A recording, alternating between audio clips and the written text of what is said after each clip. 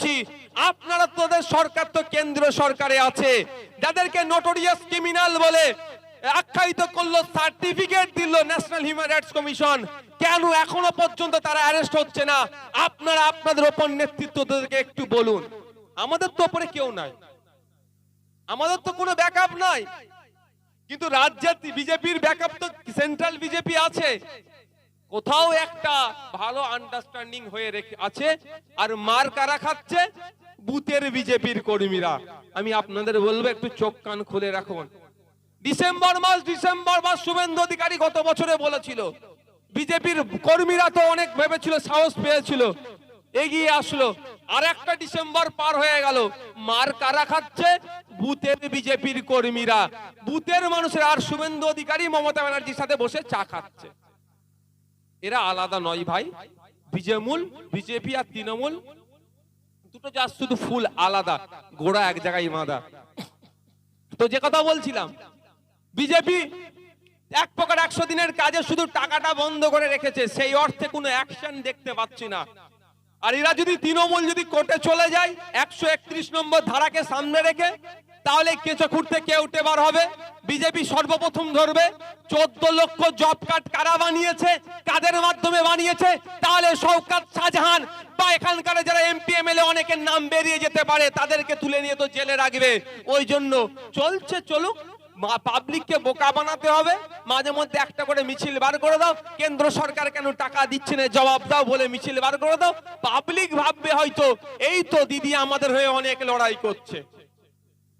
আজকের পর থেকে কেন্দ্রীয় বঞ্চনার কথা বললে আপনারা মুখের উপরে জবাব দেবেন যে শ্বেতপত্র প্রকাশ করো, কত কোটি টাকা আমাদের রাজ্য সরকারের বকেয়া আছে, আর কি কারণ, কোন গ্রাউন্ড দেখিয়ে আমাদের রাজ্য সরকারকে টাকা দিচ্ছে না, এর কথা লিখিত দিতে বলুন তো।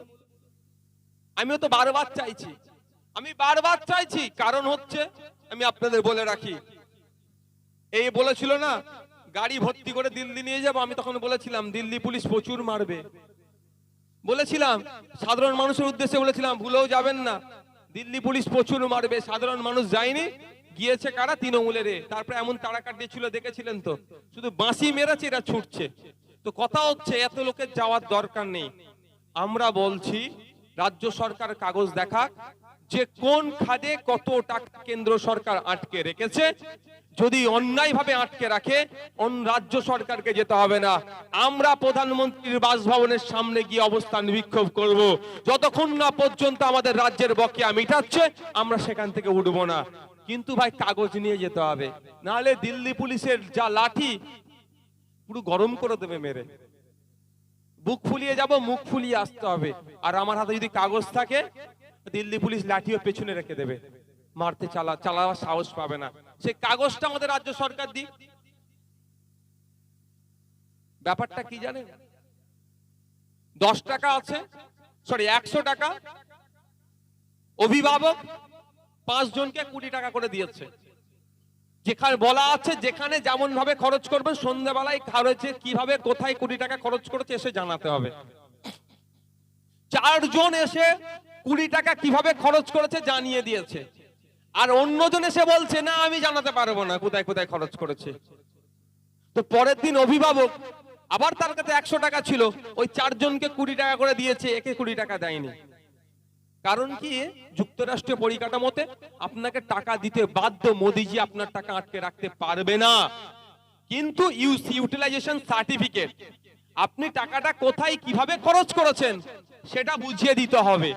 আর আমাদের রাজ্যে বলছেন আমি বুঝাবো না। একটু মোদিজির সাথে ভালো সম্পর্ক আছে তো, ভালো না, আমি বোঝাবো না। বোঝানোর জন্যই কাগজের দরকার, ওই কাগজটাই আমরা চাইছি। ইউসিটা দিক, আমরা নিয়ে যাব, নিয়ে গিয়ে প্রধানমন্ত্রীর বাসভবনের সামনে অবস্থান বিক্ষোভ করব। কিন্তু ইউসিটাই তো ঠিকঠাক দিতে পারছে না। ওই ঠিকঠাক দিতে পারেনি বলে দিল্লি থেকে তারা কাটিয়েছিল, বাঁশি বাজিয়ে তারা কাটিয়েছিল। আর কাগজ নিয়ে গেলে কেউ তারা কাটাবার সাহস পেত না। তারা কাটাবার জায়গারও দরকার নেই, যেমন সুপ্রিম কোর্টে চলে যাক না। এরা হচ্ছে আমাদেরকে সাপে কামড়া চোজ হয়ে ঝাড়ছে। এরাদের দুর্নীতির জন্য আমাদের টাকাটা এক প্রকার আটকে আছে। যদিও টাকাটা আটকে রাখাটা চরম অন্যায় করছে বিজেপি, তারপরেও বলবো।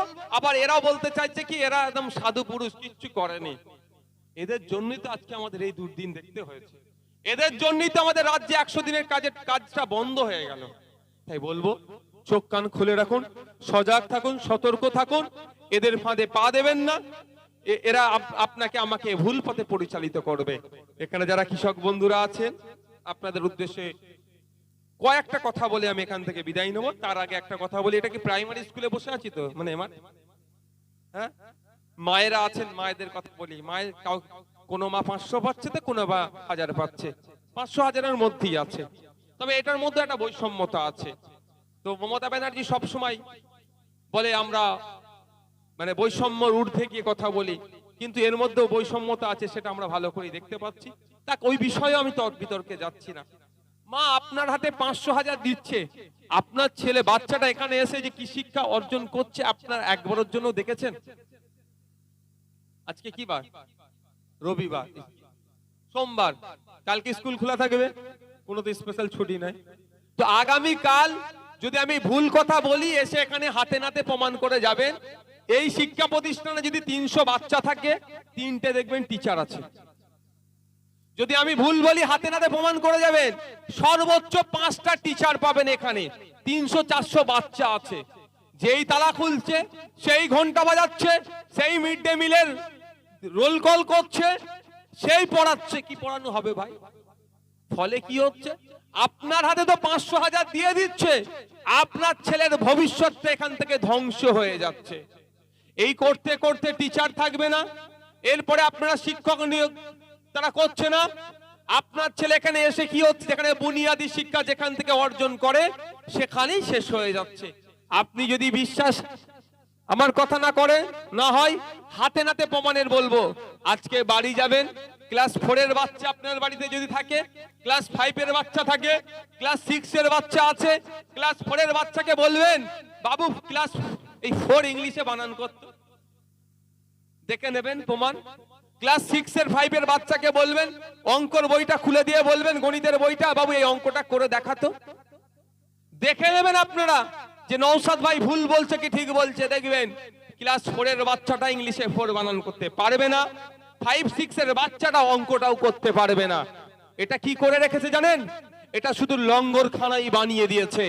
আপনার আমার বাড়ির ছেলেরা এখানে আসবে, একটু কিছু খেতে পাচ্ছে, শিক্ষা ব্যবস্থাকে ধ্বংস করে দিচ্ছে। আর নেতাদের ছেলেরা বেসরকারি শিক্ষা প্রতিষ্ঠানে দিয়ে নেতার ছেলে নেতা হবে, আর আপনার আমার ছেলেকে লাঠিয়াল বানানোর জন্য শুরু থেকেই মূর্খ করে রেখে দিয়েছে। তাই মায়েদের বলবো, 500-1000-এর থেকে আওয়াজ তুলুন। 500-1000 পরে হবে। সমস্ত শিক্ষা প্রতিষ্ঠানে পর্যাপ্ত পরিমাণে রেশিও মেনটেন করে ছাত্রের অনুপাতে শিক্ষক নিয়োগ করতে